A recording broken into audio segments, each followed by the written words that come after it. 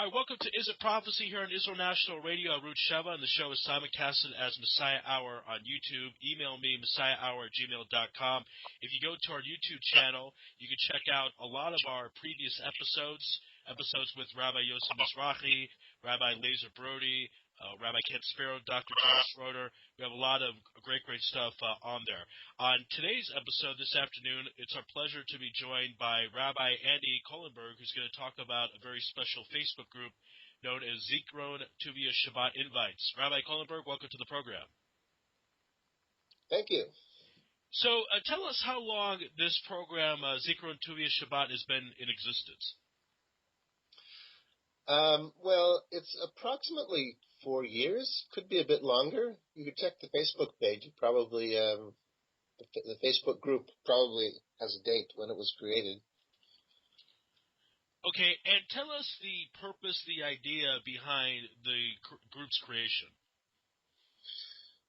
Well, one day, it was actually around the Seudat Shlishit, and I was sort of looking for a place to go to meet with friends, and I ran into a few other people who were also doing the same thing. And there were various different options for Seudat Shlishit at shuls and at different people's homes.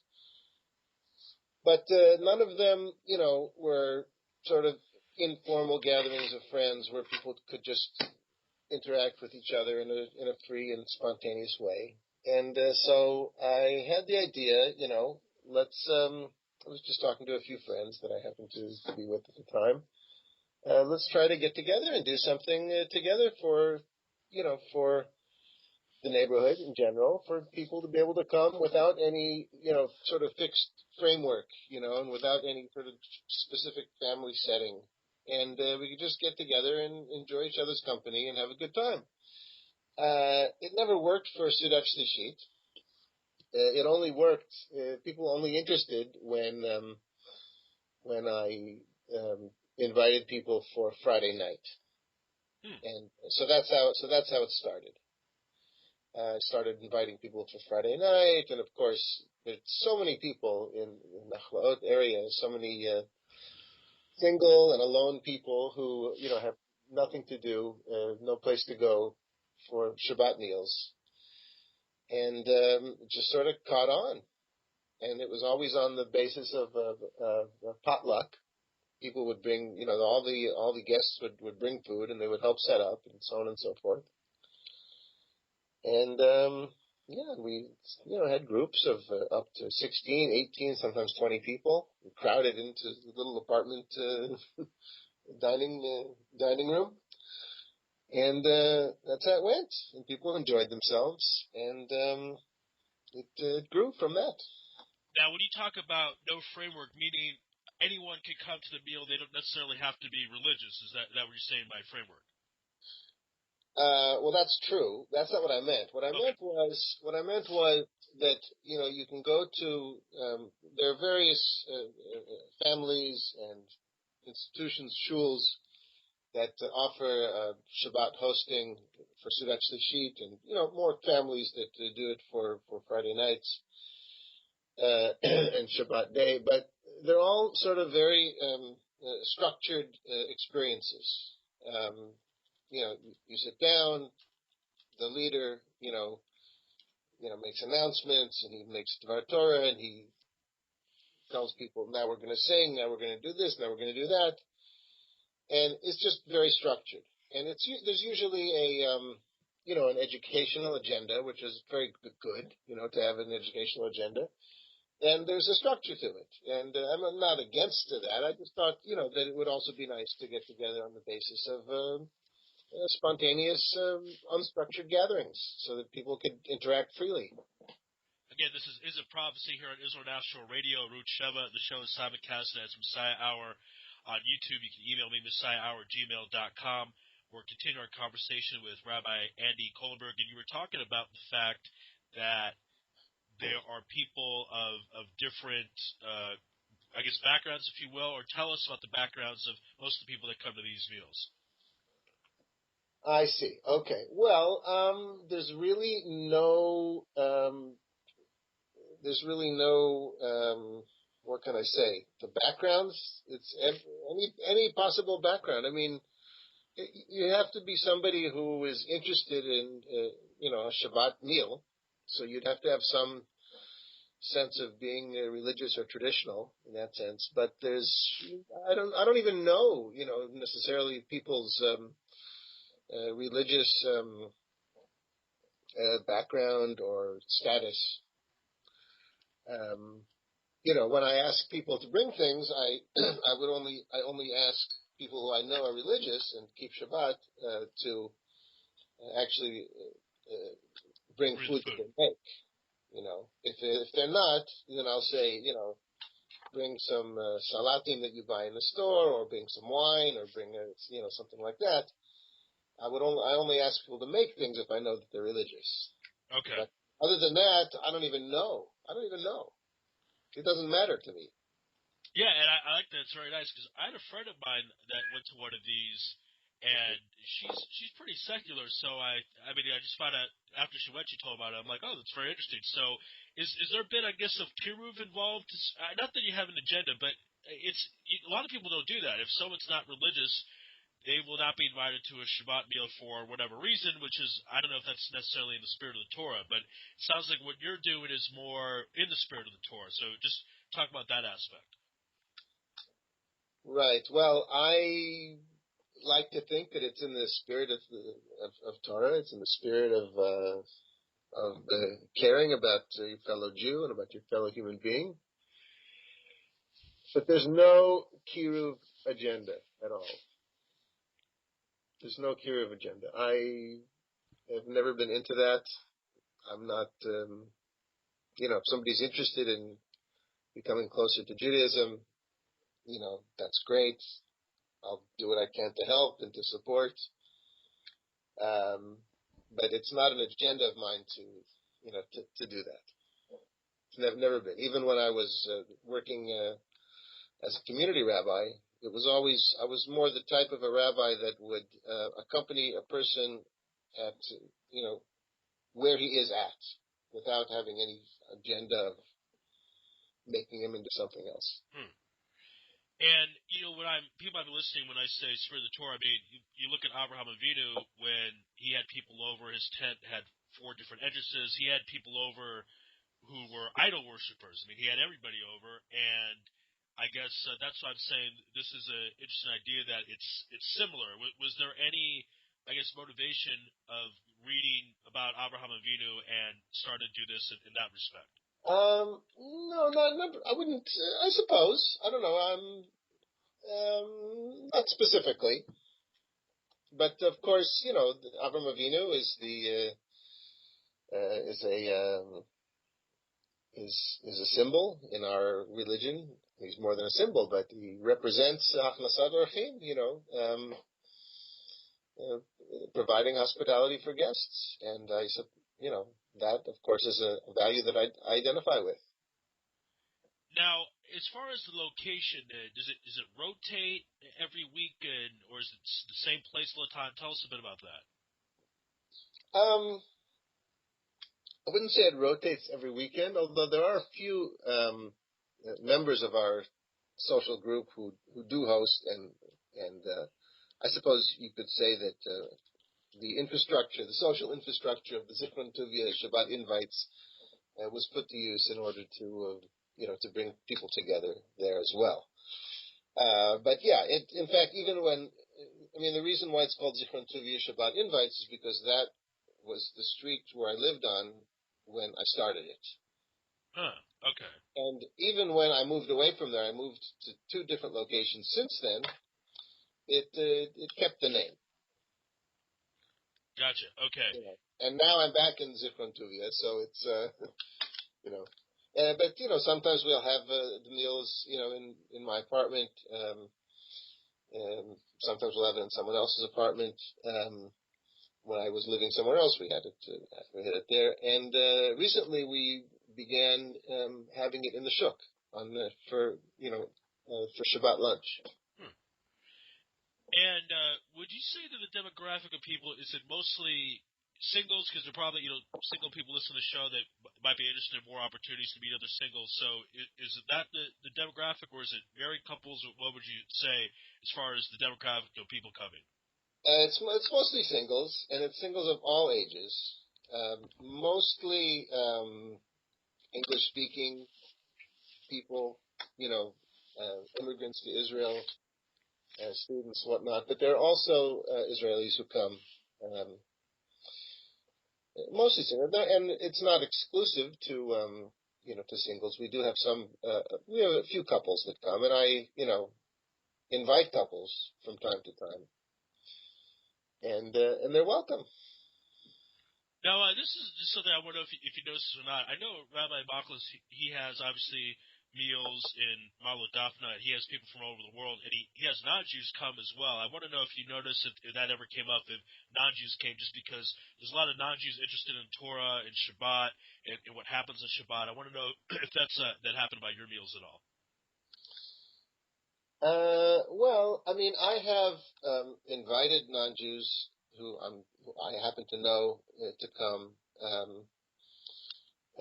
but they tend not to. It's not like that. They tend not to hear about it, while they're visiting Israel and decide to come. We haven't had that. We have not had that phenomenon of Gentiles coming, hearing about these meals and getting in on it. It's more of a, although it's not closed, it's officially open to anyone, and the announcements are open to the general public. It's still a social group, and I don't think people who are not familiar with us would think to join us. In fact, if somebody did sign up on Facebook who I didn't know, I would make sure to verify, who they were, and that they should know somebody in the group before they're invited. So I would say it's different from what Rabbi Machlis does in that sense. Because that would be just for safety reasons, basically. Yeah, it's for safety reasons. All right, now then these meals, when are they done? Have you ever gone a week and missed, or is this consistent that you do this every week, every Shabbat? No, it's not every Shabbat. It's not every Shabbat. And, I think it could be that it used to be, when we first started, it was pretty much every Shabbat. But it depends on who's involved. Like, when we first started, my roommate at the time was very involved in it. And, he would do just as much work to get the thing set up as I did. And we would do it pretty much every Friday night. He became less involved, and when I'm doing the organization on my own, and I don't manage to do it every Shabbat. And I tend to do it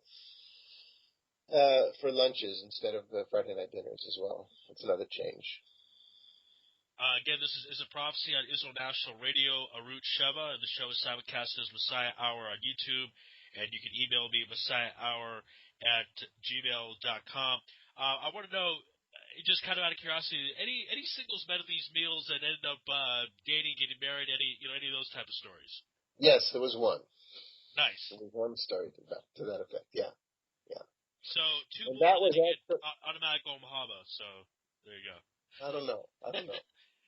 Sorry, continue, please. Go ahead. Well, well, that was a case of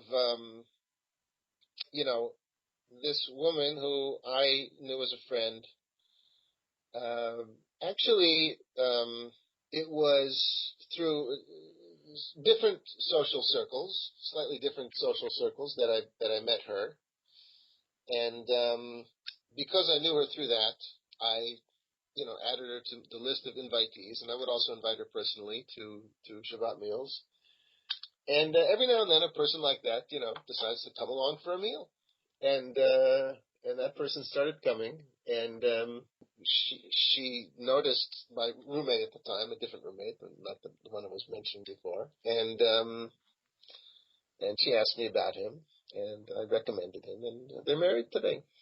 So I'm hoping that I'll get some reward for that. Yeah, that's totally good. Now, but you know why it is that when you make a shidduch, when you make a match, you go to Gan Eden. You go to the. Yeah, tell us about that. I always want to know why this. And for those who don't listen, there's a concept: if someone sets up 3 matches, they automatically go to Olam Haba, to Gan Eden. So tell us, Rabbi, why is that? What's so special about setting up 3 matches? Well, it's tongue in cheek, my answer here. So what I'm saying is this. So what I'm saying is this. I'm saying is the reason why you go to heaven is because 2 people just left. Right. Fair enough. All right. So, but that has happened. That you had 2 people set up. They end up getting married, and you've been doing this for about 4 years. The logistics are that you post in the Facebook group what days, Wednesday, Thursday, where it's going to be, what you want for people. How does that work logistically? Actually, no. For privacy and for safety, I don't announce where it's going to be. I announce what I say is I'll give the general area where it's going to be. Like I'll say in Nachlaot. Okay. And I'll give the time, but I'll say confirm the exact location. Will be communicated to the confirmed guests. So that gives me a chance to communicate individually with people before I confirm them as guests. Okay. And if somebody wants to come because they heard that a certain person was going to be there and they want to go there, and that person doesn't want them to know, so they won't know where it is unless they're, in the inn. Okay. Have there been any close calls at all where something wasn't secure or you didn't feel safe, anything like that? Well, I'm glad you asked that question because this is, I started out by explaining that the ethos of it is to have non-structured, sort of informal, free interactions between people. Whatever Torah we speak is, I try to make it spontaneous. It's not like, okay, everybody shut up and listen to a Dvar Torah. We try to make everything spontaneous and everything, free interaction between friends and people trying to get to know each other. But when you have no structure, sometimes people take advantage of that, and I understand very well because of this why Rabbi Machlis has very, very tight structure to his meals. Because if you don't have structure, then sometimes people feel too comfortable and they behave in ways that are not pleasant to other people. And people's feelings get hurt. There were never any close calls of things, anybody getting hurt. But there were definitely cases where people's feelings were hurt because of rudeness or lack of sensitivity and so on and so forth. And, this happens. And when this happens, I usually take a step back and say, okay, I'm not going to invite that person back. I'm going to make sure that person doesn't come for a while. And then, eventually everything goes back to normal. But there is that, but there definitely is that issue. So basically the guest at the table, they give Dvar Torahs, that's part of the idea, right? Yeah. That's part of the idea. But as I say, I believed in spontaneity. In fact, I listened to a very interesting shiur. It was actually a podcast given by Rabbi Yoshua Grunstein. I don't know if you've heard of him. He teaches in the Gush. Yeah, I think so. Yeah, so you were listening to a podcast by him? Yeah, and he gave a whole series. It's available on the YU website. I think it's called yutorah.org. I forgot exactly what it's called, but they have podcasts of all the different rabbis. He said that it is prohibited to interrupt a meal to give a Dvar Torah. Why is that? Because we're supposed to be learning Torah all the time. All of our conversations are supposed to be Torah. And if you say to people, okay, we're going to interrupt this meal, I want you to stop doing what you're doing so that we can give it to our Torah, so you're admitting and you're actually announcing publicly that everything that had been done up until then wasn't Torah. And I took this to heart because I find very often, especially at large gatherings, when somebody gets up to give a Dvar Torah and conversation is being interrupted, sometimes the conversation is more enriching in terms of Torah than the Dvar Torah. I mean, Right. giving a Dvar Torah that everybody enjoys and that really people really connect to is actually very difficult when you're standing in front of a large group. There are not that many speakers really know how to do it well. I mean, I know I don't. And so I try to, avoid that situation as much as possible and encourage people to, to initiate Torah conversations, excuse me, in their regular social conversations at the meal. Huh. I like that. That's more of a unique approach, because I certainly remember back in the day, you'd be at a meal and the rabbi would okay, clap his hands, be quiet, and everyone would kind of feel uncomfortable because they were having a good conversation that had to be halted for the rabbi's Dvar Torah. So it's an interesting approach you have. And before we let you go, tell everyone about the Facebook group, how they can get involved, how they can join it, and all that good stuff. Right. Well, you can go on Facebook. It's called, it's written in English, Zichron Tuvia Shabbat inites. If you are connected with anybody who's in the group, it'll probably come up in your search. And ask to join the group.